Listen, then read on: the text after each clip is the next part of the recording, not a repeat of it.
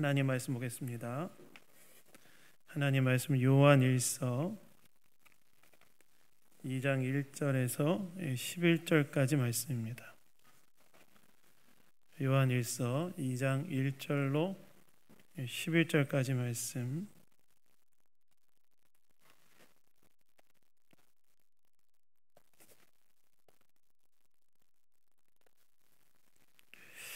요한일서 2장 1절로 11절까지 말씀 다 찾으셨으면 저와 교독하도록 하겠습니다. 나의 자녀들아, 내가 이것을 너에게 쓰면 너희로 죄를 범하지 않게 하려 함이라. 만일 누가 죄를 범하여도 아버지 앞에서 우리에게 대언자가 있으니 곧 의로우신 예수 그리스도시라.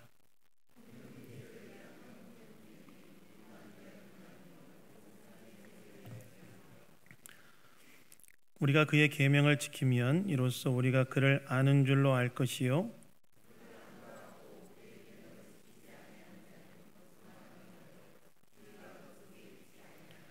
누구든지 그의 말씀을 지키는 자는 하나님의 사랑이 참으로 그 속에서 온전하게 되었나니 이로써 우리가 그의 안에 있는 줄을 아노라.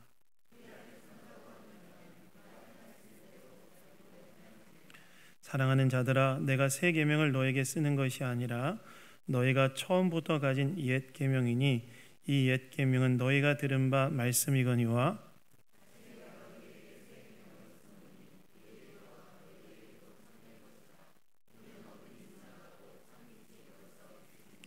빛 가운데 있다 하면서 그 형제를 미워하는 자는 지금까지 어둠에 있는 자요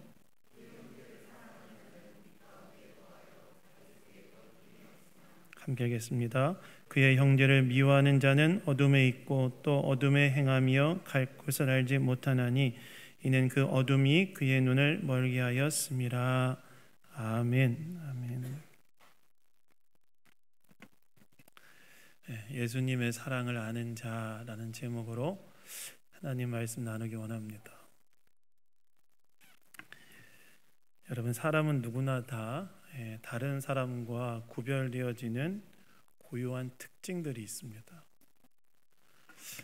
사람은 누구나 한 사람 한 사람이 다른 사람과 구별되어지는 그 사람만의 독특한 특징이 있다는 거예요. 그래서 여러분, 뭐가 우리가 다르죠? 무엇을 통해 다른 사람과 우리가 구별되어집니까? 첫 번째는 생김새가 다르죠. 그래서 똑같이 생긴 사람이 한 사람도 없습니다. 쌍둥이도요, 잘 보면 어때요? 약간 다르게 생겼어요. 쌍둥이도. 사람은 일단 얼굴 생김새가 다르고 또 목소리도 다르고 성격과 개성이 다릅니다. 그래서 아무리 쌍둥이라 할지라도 잘 들여다보면 서로 구별되는 부분이 있고 이런 부분으로 인해서 가까운 부모 형제들은 누가 형이고 누가 동생인지 분별하게 됩니다. 사람들은 누구나 다 자신들이 가지고 있는 이 고유한 특징들이 있다는 거예요. 그런데 여러분, 그리스도인들도 구별되어지는 특징이 있다는 거 아십니까? 예수 그리스도를 믿는 사람들도요, 예수 그리스도의 십자가 사랑을 경험했기 때문에 그것을 경험한 자로서 구별되어지는 독특한 특징들이 있다는 거예요. 그럼 그것이 무엇이고 그것이 우리에게 오늘 무슨 의미를 갖는가? 오늘 본문에서 사도 요한이 이야기하고 있는데 오늘 말씀을 통해 이에 대해 우리가 한번 생각해 보기를 원합니다. 첫 번째 예수 그리스도의 사랑을 아는 자의 첫 번째 특징은요, 죄의 문제에 대해서 가볍게 대하지 않고 진지하게 다룬다는 거예요. 예수 그리스도의 사랑을 아는 사람의 첫 번째 특징은 뭐냐면 죄의 문제를 가볍게 다루지 않고 진지하게 다룬다는 거예요. 여러분, 오늘 본문 1절을 보시면 사도 요한이 이 편지를 쓰는 목적에 대해서 이야기하는데 이 편지를 쓰는 목적이 뭐라고 이야기합니까? 1절에 보면 이렇게 나오죠. 나의 자녀들아, 내가 이것을 너에게 쓰면 너희로 죄를 범하지 않게 하려 함이라. 이렇게 말합니다. 사도 요한이 이 편지를 성도들에게 썼던 이유가, 그 목적이 무엇이었다고 이야기하냐면, 너희로, 예수님을 믿는 너희로 죄를 범하지 않도록 하게 하기 위해서 이 편지를 썼다는 거예요. 여러분, 요한은 왜 이와 같은 목적을 가지고 이 편지를 썼을까요? 성도로 죄를 범하지 않도록 하게 하기 위해서. 당연한 거 아닙니까, 어떻게 보면? 근데 우리가 지금 요한 일서를 쭉 살펴봤던 것처럼 당시 이 요한의 편지를 받는 성도들의 교회에 거짓 교사들이 들어와서 영향을 미치고 있었기 때문에 그렇죠. 그래서 이 거짓 교사들은 영혼은 선하고 육체는 악하다는 그 헬라 철학의 근거에서 뭘 주장했냐면, 육체는 어차피 악하기 때문에 육체로 무슨 짓을 해도 죄가 되지 않는다, 이렇게 주장했어. 그래서 그것을 교회 안에 있는 성도들에게 가르치고 있었다는 거예요. 미혹하고 있었다는 거예요.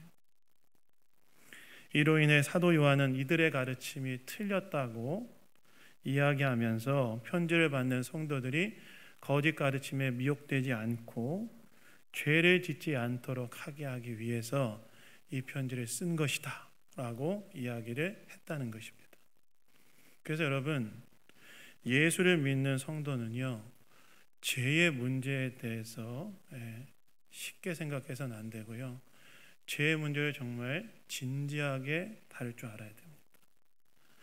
여러분, 죄의 문제가 만약에 가벼운 문제였다면 예수님께서 십자가에 죽으셨겠습니까?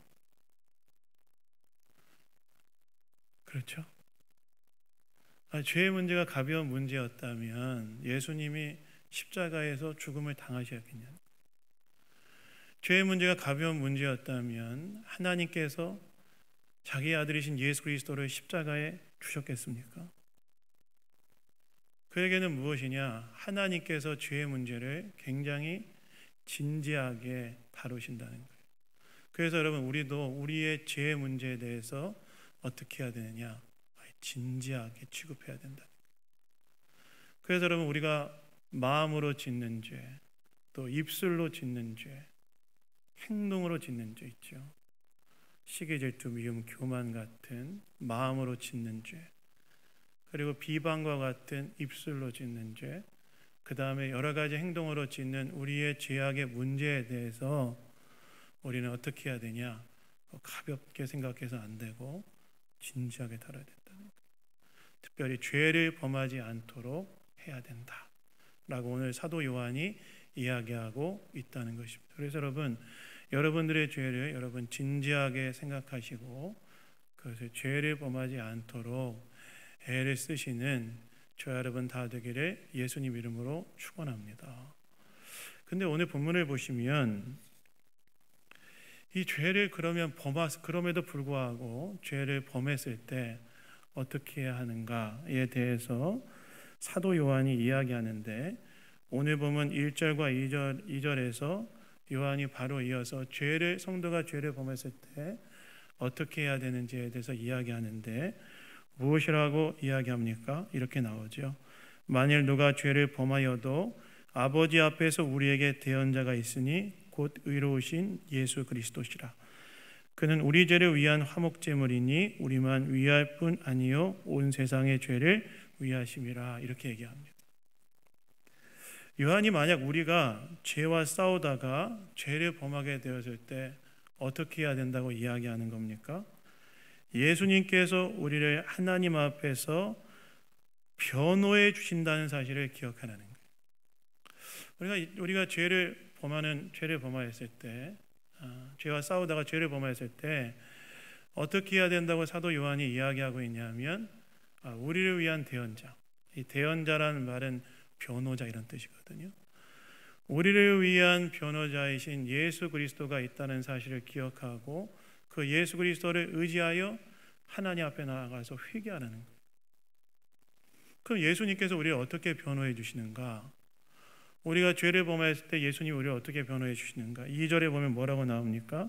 그는 우리 죄를 위한 화목제물이니, 이렇게 나오는데, 예수님께서 우리를 어떻게 변호해 주신다는 거예요? 하나님 앞에서 우리가 죄가 없다고 변호해 주시는 것이 아니라 어떻게 우리를 변호해 주시냐면 우리의 죄값이 예수 그리스도의 십자가의 속죄의 사역을 통해서 치루어졌다는 걸 가지고 변호해 주신다는 거예요. 우리가 죄를 범했을 때 하나님 앞에 나아가 회개할 때 예수님이 우리를 위하여 변호해 주시는데 무엇으로 변호해 주시냐면 그러니까 죄가 없다고 변호해 주시는 것이 아니라 우리의 죄가 예수님의 십자가의 속죄의 사역을 통해서 죄값이 치루어졌다는 걸 가지고 우리를 변호해 주신다는 거예요. 이 말은 무슨 말입니까? 우리가 죄를 범하였을 때 우리는 어떻게 해야 한다는 겁니까? 우리의 죄를 위하여 자기를 속죄 제물로 주신 예수님께서 우리를 대신하여 죄값이 치루어졌다고 변호해 주심을 기억하며 예수님을 의지하여 하나님께 나아가 회개해야 된다는 거예요. 그래서 여러분, 예수님의 사랑을 아는 자는 죄를 지었을 때 어떻게 할까요? 죄를 회개합니다. 예수님께서 생명으로 나의 죄값을 지불하셨다는 사실을 기억하면서 예수님께서 하나님 앞에 나를 변호해 주신다는 사실을 기억하면서 그 예수를 의지하여 하나님 앞에 나아가 회개한다는 거예요. 그러면 하나님께서 예수 그리스도의 십자가 보혈로 우리의 죄를 씻어주신다는 거예요. 그래서 여러분, 죄를 지었을 때 어떻게 해야 된다고요?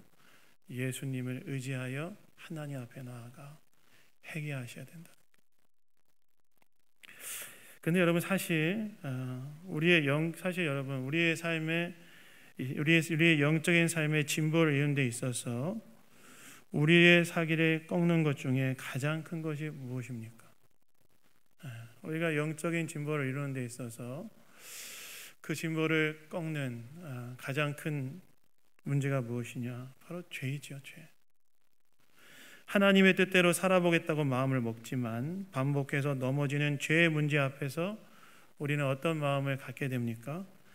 나 자신에 대해 실망하게 되고 하나님의 뜻대로 사는 삶이 가능하지 않다는 패배감 속에서 포기하게 되죠. 하나님께서는 우리가 영적으로 성장하고 진보하기를 원하시는데 그러한 영적인 삶의 진보에 있어서 가장 사기를 꺾는 것 중에 하나가 바로 내 안에 죄라는 거예요. 그런데 오늘 본문에서 하나님께서 무엇이라고 말씀하시는 겁니까? 우리의 죄에 대하여 죄값을 치르신 예수님께서 하나님 앞에서 우리를 변호하여 주시고 계시니 그 예수의 십자가의 속죄의 사역을 의지하여서 회개하라는 거예요.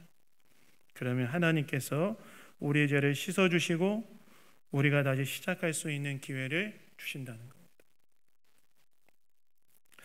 근데 여러분 사실 오늘날 우리 시대를 보면 죄로 인해서 슬퍼하거나 절망하기보다는 죄에 대한 영적 민감성이 떨어져서 죄에 대해 안일하게 생각하는 것이 훨씬 더 큰 문제인 것 같아요. 지금 사도 요한은 편지를 받는 독자들을 향해서 죄를 지었을 때 예수 그리스도의 구속의 사역을 의지하여 가서 회개하라 라고 이야기하면서 죄의 문제를 해결하는 방법에 대해 이야기하지만 사실 오늘날 우리 시대의 문제는 무엇이냐면 오히려 죄를 지은 것에 대해서 슬퍼하거나 절망하기보다는 죄에 대해서 너무나 안일하게 생각하고 있는 영적인 안일함, 죄에 대한 영적인 민감성이 없는 것이 훨씬 더 문제라는 거예요. 그래서 여러분 앞에서 말씀드린 것처럼 우리는 이 죄의 문제에 대해서 어떻게 해야 되느냐? 죄의 문제에 대해서 진지하게 생각해야 돼. 진지하게. 어떤 엑스레이 기사가 소화불량증이 있어서 자기 위사진을 탁 찍었다고 그래요. 그러나 평소에 건강했으므로 곧 잊어버리고 이제 근무를 했는데 다음날 이제 엑스레이 촬영한 사진들이 이렇게 딱 필름들이 나와서 이제 검토하고 있는데 하나를 딱 봤는데 그게 뭐냐면 심한 암이 있는 엑스레이 사진이었어요. 그래서 그 사람이 뭐라고 생각했냐면 이 사람 큰일 났네. 이렇게 심각한 암에 걸리다니. 그리고 넘겨버렸대요. 근데 여러분 그 엑스레이 사진이 누구 거였는지 아십니까? 자기 거였대. 다시 말해서 죄가 참으로 심각한 문제인데 우리는 이 죄에 대해서 너무 안일하게 생각하는 것이 아닌가 한번 생각해 봐야 된다는 거예요. 특별히 여러분, 작은 죄도 우리는 쉽게 생각해서는 안 됩니다. 왜 그럴까요? 작은 죄가 사실은 우리로 하여금 치명적인 문제로 이어지게 할 수 있는 위험이 있기 때문에 그렇죠. 여러분, 감리교의 창시자였던 요한 웨슬리 목사님을 아십니까? 그 요한 웨슬리 목사님의 어머니가 이 수잔나 웨슬리라는 분인데요. 11명의 자녀를 둔 어머니였어요. 11명의 자녀를 돕고 신앙으로 잘 키운 어머니로서 유명합니다. 근데 이 요한 웨슬리의 어머니 이제 수잔나 웨슬리가 11명의 자녀들 중에 굉장히 좀 부주의한 딸이 하나 있어서 그 부주의한 딸을 이제 훈련 교육시키기 위해서 이런 꾀를 하나 내서 이제 탁 뭘 시켰는데 뭘 시켰냐면 이제 다 탄 숯, 이제 불이 이제 다 꺼진 숯을 딸한테 뭘 시키냐면 그거를 잘 가져와서 이야기하는 곳에 갖다 놔라 그렇게 얘기했다는 거예요. 다 탄 숯을 이제 더 이상 불이 붙어 있지 않는 다 탄 숯을 잘 안아가지고 내가 갖다 놔라. 근데 그 이야기를 들은 이 부주의한 딸이 뭐라고 얘기했을까요? 하기 싫다고 그랬대요. 왜 하기 싫냐? 그 탄 숯을 내가 손에 쥐고 안고 가면 어떻게 돼요? 손과 이 옷이 다 더럽혀지기 때문에 내가 가져갈 수 없다. 근데 그때 어머니가 탁 뭐라고 얘기했냐면 이렇게 얘기했대요. 바로 그 점 때문에 주의해야 한다. 사람의 행동에는 화상까지 입히지는 않지만 손과 가슴을 더럽게 하는 행위도 있기 때문에 이 정도는 그다지 큰 잘못이 아닐 거야 라며 마음의 줄을 느슨하게 풀어버리는 순간 큰 문제로 발전할 수 있단다. 그래서 주의해야 한단다 라고 이야기했다는 거예요. 마찬가지로 죄도 마찬가지라는 거예요. 죄도 우리의 치명적인 결과를 초래하는 재앙만이 우리에게 문제가 되는 것이 아니라 마음과 생각과 입술을 더럽히는 작은 죄라고 여겨지는 문제들도 우리에게 치명적인 영향을 미칠 수 있다는 것입니다. 그래서 죄를 작은 죄라도 경계해야 돼요. 여러분, 타이타닉이라는 배를 아시죠? 그 옛날에 그 영화 나왔던 그 레오나르도 디카프리오가 주연했던 영화 타이타닉. 여러분, 타이타닉호가 왜 침몰한 줄 아십니까? 우리가 그 전까지는 타이타닉호가 침몰했던 이유에 대해서 빙산에 부딪혀서 이제 침몰했다라고 이제 이야기하는데 최근의 연구 조사들에 따르면 몇 가지 가설들이 있는데 공통점이 있어요. 그게 뭐냐면 작은 것 때문에 침몰했다. 앞에를 바라봐야 될 그 선원의 부주의라든지 아니면 그 볼트와 그 이음새를 잇는 볼트를 느슨하게 풀었다든지 최근의 연구조사들에 의하면 그런 것들이 타이타닉호를 근본적으로 침몰하게 만들었던 이유가 되었다. 얘기했다. 그래서 여러분, 우리는 죄의 문제에 대해서 어떻게 생각해야 돼요? 아무리 작은 죄라 할지라도 그것이 우리의 삶에 미칠 수 있는 파괴적인 영향이 있다는 사실을 기억하고 죄의 문제를 진지하게 다루고 그리고 죄를 지었다면 어떻게 해야 된다는 거예요?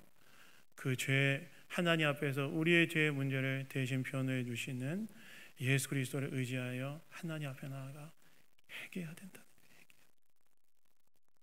그래서 근데 여러분, 제가 오늘 한국 교회를 보면서 드는 답답한 마음 중에 하나는 하나님 앞에 정말 회개가 많이 사라진 것 같다. 그러나 회개하면 하나님께서 우리에게 다시 시작할 수 있는 기회를 주신다는 거예요. 여러분, 오늘 저와 여러분은 죄의 문제를 어떻게 생각하고 있습니까? 죄의 문제 어떻게 생각하고 있습니까? 저와 여러분은 죄의 문제에 대해서 혹시 너무 안일하게 민감하게 생각하지 못하고 가볍게 여기고 있지는 않습니까? 하나님께서는 우리의 죄의 문제, 우리의 죄 때문에 예수님 십자가에 죽으셨고 하나님께서 아들을 내어주셨다면 죄의 문제 우리가 가볍게 여길 수 있겠습니까? 죄의 문제를 진지하게 다루시는 저와 여러분 다 되기를 예수님 이름으로 축원합니다. 두 번째, 예수님의 사랑을 아는 자의 두 번째 특징은요, 무엇이냐? 하나님의 계명을 따라 형제를 사랑한다는 거예요. 뭐라고요? 하나님의 계명을 따라 형제를 사랑한다. 형제 자매를 사랑한다는 거예요. 형제만 사랑하는 형제 자매를 사랑한다. 여러분, 오늘 보면 2절까지 죄의 문제를 어떻게 처리해야 되는지에 대해 이야기한 요한이 이제 3절부터 6절까지 하나님을 아는 자의 또 하나의 특징에 대해 이야기하는데, 하나님을 아는 자의 특징이 무엇이라고 말합니까? 3절에 보시면 우리가 그의 계명을 지키면 이로써 우리가 그를 아는 줄로 알 것이요, 이렇게 얘기합니다. 우리가 하나님을 안다. 이 하나님을 안다는 것은 하나님과의 관계 속에 살아간다는, 그냥 하나님을 지식적으로 안다는 것이 아니라 하나님과의 관계가 회복되어서 그 관계 속에 살아간다는 뜻인데, 하나님을 안다는 것에 대한 외적인 증거가 무엇이냐면 하나님의 계명을 지킨다는 거예요. 하나님의 계명. 그럼 여러분, 여기서 말하는 하나님의 계명은 무엇이냐? 하나님의 계명은 무엇이냐면 요한일서 3장 23절에 우리 사도 요한이 이야기하는데요. 요한일서 3장 23절에 뭐라고 나옵니까? 3장 23절 우리 성경 있는 분들 다 같이 한번 찾아서 읽어봤으면 좋겠습니다. 요한일서 3장 23절 우리 읽겠습니다. 시작. 그의 계명은 이것이니 곧 그 아들 예수 그리스도의 이름을 믿고 그가 우리에게 주신 계명대로 서로 사랑할 것이니라. 사도 요한이 하나님과의 관계 속에 살아가는 사람에 대한 특징을 뭐라고 이야기하냐면 하나님의 계명을 지킨다는 거예요. 근데 그 하나님의 계명이 무엇이라는 거예요? 예수님을 믿고 그 다음에 예수님께서 주신 계명인 서로 사랑하라. 형제 자매에 대한 사랑을 하는 삶으로 나타난다는 거예요. 다시 말해서 예수님을 통하여 하나님과의 관계가 회복된 사람의 외적인 특징은 무엇이냐면 형제 자매에 대한 사랑으로 나타난다는 것입니다. 그게 외적인 특징이라는 거예요. 여러분, 어떻게 예수를 믿는 것이 형제 자매에 대한 사랑으로 나타날까요? 여러분, 예수님께서 내 죄를 위해서 십자가에 죽으셨다면 그 예수님께서 나에게 놀라운 은혜를 베푸신 거 아니겠습니까? 그 나에게 놀라운 은혜를 베푸셨다면 그 은혜를 받은 자로서 예수님은 나에게 어떤 분이 되시죠? 나의 은인이 되시고 나의 사랑의 대상이 되죠. 예수님께서 나를 사랑하셔서 십자가에 생명을 주셨기 때문에 그 예수를 알고 믿은 자는 예수님을 사랑하게 됩니다. 그런데 그 예수님께서 우리에게 무엇을 말씀하세요? 내가 사랑하는 예수님께서 나에게 뭘 말씀하세요? 형제를 사랑하라고 하는 것이죠. 여러분, 우리가 누군가를 사랑하면 그 사람의 말을 존중하지 않습니까? 따라서 예수님에 대한 사랑은 무엇으로 이어지는 거예요? 그분의 계명, 즉 내가 너희를 사랑한 것 같이 서로 사랑하라는 형제 사랑에 대한 계명을 지키는 것으로 이어진다는 거예요. 그래서 여러분, 예수를 정말 믿는 자, 예수를 사랑하는 자에게 나타나는 한 가지 또 하나의 특징이 있습니다. 그것이 무엇이냐? 주 안에서 같은 이름으로 모인 교회 안에 형제 자매를 진실하게 사랑한다는 거예요. 물론 여러분, 때로 사랑하기에 버거울 때도 있고 때로 사랑하기 싫을 때도 있지만 그럼에도 불구하고 어떻게 한다는 거예요? 사랑하려고 애를 쓴다는 거예요. 완벽한 사랑을 하려고 하는 것이 아니라 사랑의 길에 가려고 애를 쓴다는 거예요. 여러분, 저는요, 사랑은요, 한 사람을 향한 반복적인 선택이라고 생각합니다. 사랑은 뭐라고요? 한 사람을 향한 반복적인 선택. 그 말은 무슨 말이냐? 때로 상대방을 통해 내가 실망할 때도 있고, 때로 상대방을 통해 내가 상처를 받는다 할지라도 어떻게 하는 거예요? 그 사람을 다시 사랑하기로 선택하는 거예요. 근데 형제를 사랑한다는 것이 무엇이냐? 바로 그런 거라는 거예요. 근데 우리가 어떻게 형제를 그렇게 사랑할 수 있느냐? 우리가 그 사랑을 받았기 때문에 그렇다는 거예요. 사도 요한은. 우리가 어떻게 그 사랑을 받았습니까? 저와 여러분이 죄로 인해 하나님을 실망시킬 때도 있고, 저와 여러분이 우리의 죄로 인해 하나님의 마음을 상하게 할 때도 있었지만, 하나님께서 저와 여러분을 향해 어떻게 하신 거예요?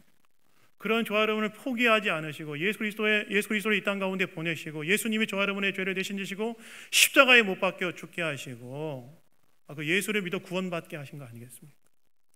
하나님께서 우리가 하나님을 실망시키고 우리가 하나님 마음에 상처를, 하나님 마음에 슬프게 할 때에도 하나님께서는 우리를 어떻게 하신 거예요? 십자가에서 아들을 주심으로 우리에 대한 사랑을 포기하지 않으셨다. 근데 예수님은 우리가 어떻게 사랑하길 원하세요? 내가 너희를 사랑한 같이 그 사랑으로 서로를 사랑하기를 원하신다. 그래서 여러분, 우리가 형제자매 어떻게 사랑했는지 아십니까? 그 사람이 나에게 상처를 주고 그 사람이 나에게 좀 실망을 줬다 할지라도 다시 우리는 뭘 선택해야 돼요? 사랑하기로 어떻게 해야 된다고요? 사랑하기로 선택해야 된다. 그렇게 사랑하기로 선택할 때 어떤 일이 일어나는 거예요? 오늘 본문 6절에서 사도 요한이 얘기한 5절에서 사도 요한이 얘기하는 것처럼 하나님의 사랑이 참으로 그 속에서 온전하게 된다. 하나님의 사랑으로 충만케 되어진다. 그래서 여러분, 내 옆에 있는 형제 자매를 사랑하기로 선택하시는 저와 여러분 다 되기를 예수님 이름으로 축원합니다. 그래서 여러분, 서로 사랑하십시오. 서로 미워하지 마시고, 서로 상처를 받을 수도 있고 또 미워질 수 있는 순간이 있지만, 그럼에도 불구하고 어떻게 해야 된다는 거예요? 다시 사랑하기로 선택하라는 거예요. 그래서 여러분, 오늘 한번 같은 교회 안에 있는 형제 자매에 대한 나의 사랑을 점검해 보시기 바랍니다. 혹시 형제 자매에 대한 미움과 불편한 마음과 실망이 있는지 한번 돌아보십시오. 아니면 또 반대로 극단으로 형제 자매에 대한 무관심이 있는 것은 아닌지 돌아보십시오. 둘 다 주님이 원하시는 것이 아니라, 주님은 우리가 주님의 계명을 따라 서로 사랑하기를 원하신다. 그래서 우리 양문교회가 주님의 계명을 따라 서로 사랑하는 교회가 되기를 예수님 이름으로 축원합니다. 특별히 오늘 본문을 보시면 요한이 옛 계명과 새 계명에 대해 이야기하는데요. 7절에 너희가 처음부터 가진 옛 계명에 대해 이야기하고 8절에서 다시 너에게 새 계명을 쓴다고 말해요. 여러분, 7절의 옛 계명과 8절의 새 계명 뭘까요? 7절의 옛 계명과 8절의 새 계명은요, 사실 똑같은 겁니다. 너희가 예수를 믿을 때 받은 계명, 즉 서로 사랑이란 계명은 과거에 받았기 때문에 옛 계명이지만, 그러나 예수를 믿음으로 빛 가운데 살고 있는 성도들에게 매일 다시금 돌아보고 삶으로 적용해야 하는 것이기 때문에 새 계명이다 라고 이야기하는 거예요. 무슨 말입니까? 서로 사랑에 대한 계명은 우리가 매일 새롭게 적용시켜야 하는 계명이라는 거예요. 제가 최근에 그 소통 전문가였던 김창옥 씨의 강연을 하나 봤어요. 굉장히 재밌더라고요. 김창옥 씨 아세요? 굉장히 재밌더라고요.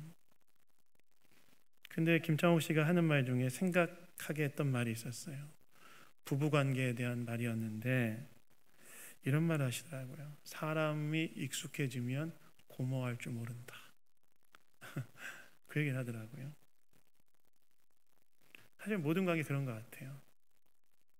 처음엔 새롭기 때문에 하나하나가 정말 새로운 기쁨을 주지만 익숙해지면 그것이 그렇게 새롭거나 고마운 마음이 들지 않는다는 거예요. 그래서 오늘 말씀 준비하면서 그래서 요한이 서로 사랑하는 계명이 옛 계명이지만 새 계명이라고 말하는 이유는 우리가 서로에 대한 사랑의 마음이 그럴 수 있기 때문에, 매일매일 새로운 마음으로 새 계명을 되새기고 형제자매를 사랑한 의미로 새 계명으로 다시 쓴다고 말하는 게 아닐까 하는 생각이 들었어요. 그래서 여러분, 나에게 허락하신 형제자매를 매일 새로운 마음으로 사랑하시는 저와 여러분 되기를 예수님 이름으로 축원합니다.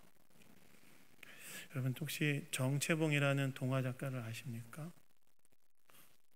나중에 한번 읽어보세요. 참 좋은 작가입니다. 제가 이 말씀을 준비하면서 그가 쓴 책 중에 첫마음이라는 시가 생각이 났는데, 첫마음이지만 매일 새로운 마음이기 때문에 새 마음이라고 느껴진 시인데 한번 들어보십시오. 우리 어떤 마음으로 형제자매를 사랑해야 되는지 좋은 통찰해 주는 시라고 생각합니다. 한번 들어보십시오. 제목은 첫마음입니다. 1월 2일 아침에 세수하면서 먹은 첫마음으로 1년을 산다면, 학교에 입학하여 새 책을 처음 펼치던 영롱한 첫마음으로 공부를 한다면, 사랑하는 사이가 처음 눈에 맞던 날의 떨림으로 내내 함께 한다면, 첫 출근하는 날 신발끈을 매면서 먹은 마음으로 직장일을 한다면, 아팠다가 병이 나은 날에 상쾌하고 감사한 마음으로 몸을 돌본다면, 개업날의 첫 마음으로 손님을 늘 기쁨으로 맞는다면, 세례 성사를 받던 날의 빈 마음으로 눈물을 글썽이며 신앙생활을 한다면, 나는 너는 나라며 화해하던 그날의 일치가 가시지 않는다면, 이 사람은 그때가 언제이든 늘 새 마음이기 때문에 바다로 향하는 냇물처럼 날마다가 새로우며 깊어지며 넓어진다. 이렇게 했어요. 첫 마음이 새 마음이라는 거예요. 저는 여기에 오늘 말씀을 따라 한 가지를 더 붙이고 싶어요. 우리가 예수를 믿을 때 받은 서로 사랑이란 옛 계명을 매일 오늘 받은 새 계명처럼 산다면 우리 안에 하나님의 사랑으로 더 충만케 되는 공동체가 되어질 것이다. 그래서 여러분, 우리가 받은 서로 사랑의 계명을 늘 오늘 새로 받은 새 계명처럼 여기고 서로를 온전히 사랑하는 공동체로 우리 양문교회가 더 아름답게 빚어져 가기를 예수님 이름으로 축원합니다. 말씀 맺겠습니다. 여러분, 예수님의 사랑을 아는 자의 특징은 무엇입니까? 첫 번째는 죄를 진지하게 다룹니다. 그리고 죄를 지었다면 회개합니다. 예수님의 사랑을 아는 자의 두 번째 특징은 예수님 형제를 사랑하되 매일 그 형제의 사랑의 계명을 새롭게 자신에게 적용합니다. 죄를 진지하게 다루고 또한 형제 사랑을 실천함으로 예수님의 사랑을 아는 자로 더 귀하게 빚어져가는 저와 여러분 다 되기를 예수님 이름으로 축원합니다. 자, 우리 기도하겠습니다. 하나님 아버지, 감사합니다. 오늘도 말씀을 통해 우리에게 이야기해 주시니 감사드립니다. 예수님의 사랑을 아는 자로서 죄를 진지하게 다루며 죄를 지었을 때 회개하고 형제 사랑에 대한 주님의 계명을 매일 새롭게 지켜가는 우리 모두가 될 수 있도록 인도하여 주시옵소서. 모든 것 주님께 감사드리며 우리를 구원하신 예수 그리스도의 이름으로 기도드렸습니다. 아멘.